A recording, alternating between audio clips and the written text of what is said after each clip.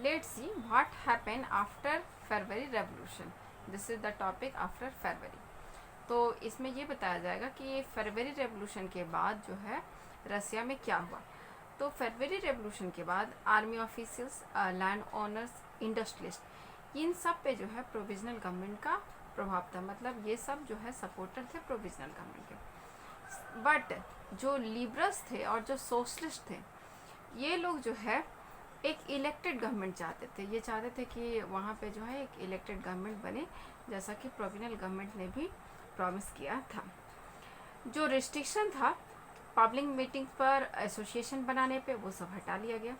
इसका रिजल्ट ये हुआ कि सोवियत, जैसा कि पेट्रोग्रेड में बना था पेट्रोग्रेड सोवियत, उसी तरह का सोवियत जो है पूरे कंट्री में जो है वो बन करके तैयार हो गया। हर जगह पे है जो सोवियत बना लिया गया। नो का, और ये सोवियत बनाने के लिए कोई जो है सिस्टम अडॉप्ट नहीं किया गया, ना कोई इलेक्शन किया गया। जो जहाँ पे इन्फ्लुएंस लोग थे, जिनका प्रभाव ज़्यादा था, उन लोगों ने मिलकर के उस जगह का जो है सोवियत तैयार कर लिया।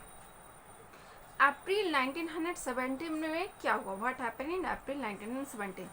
तो इस समय क्या हुआ कि जो बोल्शेविक लीडर था, मेन बोल्शेविक लीडर था, नेम वाज व्लादिमीर लेनिन, ये जो है वापस रसिया लौट के आ गया। एक्चुअली ये गवर्नमेंट के अगेंस्ट काफ़ी बोलता था, इसकी वजह से इसको जो है रसिया से बाहर कर दिया गया था।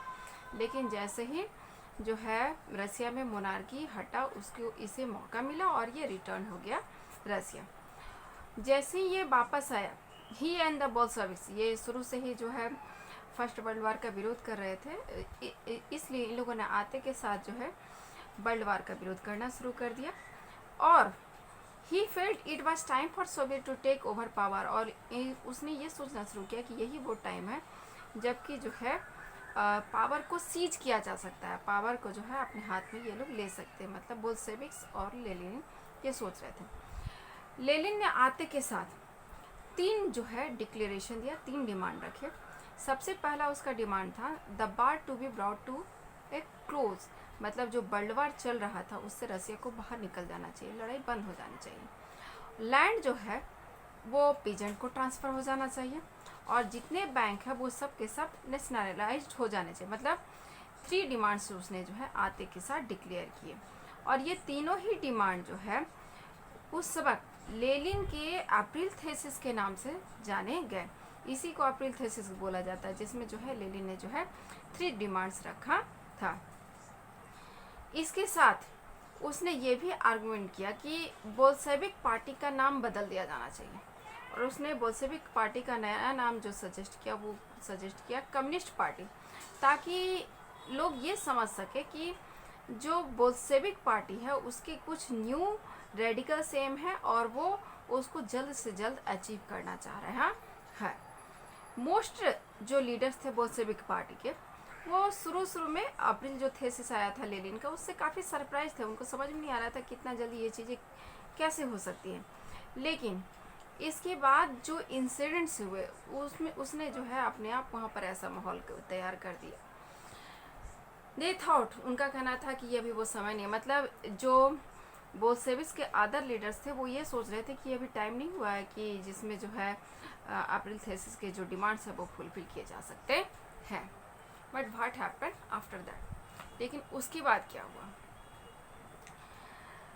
प्रोविजनल गवर्नमेंट, जिसको कि सपोर्ट जो है की ज़रूरत थी, लेकिन धीरे धीरे क्या हुआ कि आगे के मंथ में जो उसका प्रोविजनल गवर्नमेंट का एटीट्यूड जो है वो बदलने लगा। कैसे बदलने लगा?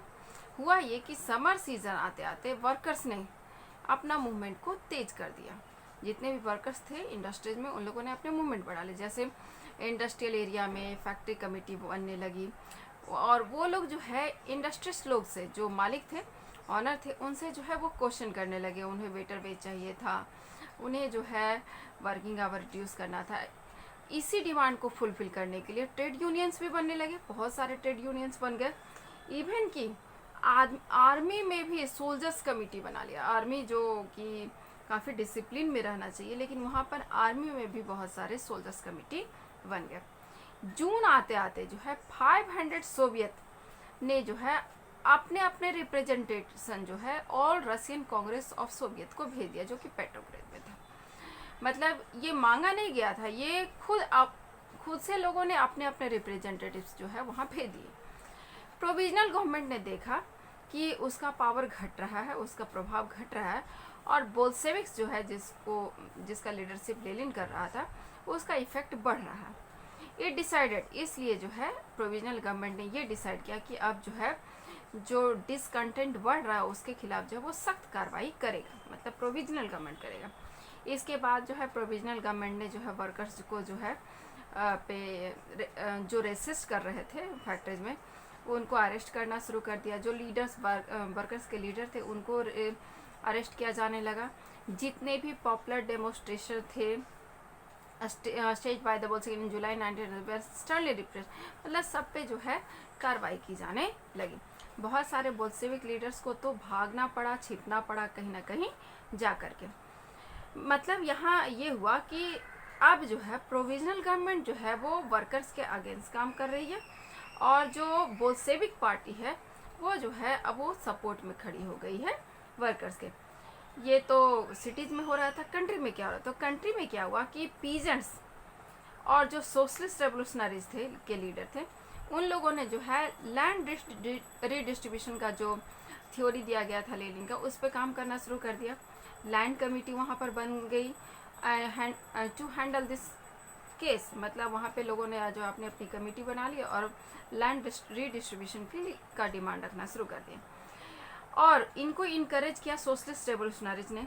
पीजेंट्स है, और इनसे इनकरेज होकर के पीजेंट्स ने क्या किया कि जुलाई से लेकर के सितंबर के बीच में जितने भी जो लैंड ओनर्स थे उन लोगों की ज़मीनों को जो है इन लोगों ने जब्त करना शुरू कर दिया। Peasant seize land between July and September 1970। इस तरह से पूरे कंट्री में जो है एक ऐसा माहौल तैयार हो गया जो कि बिल्कुल ही अस्त व्यस्त था।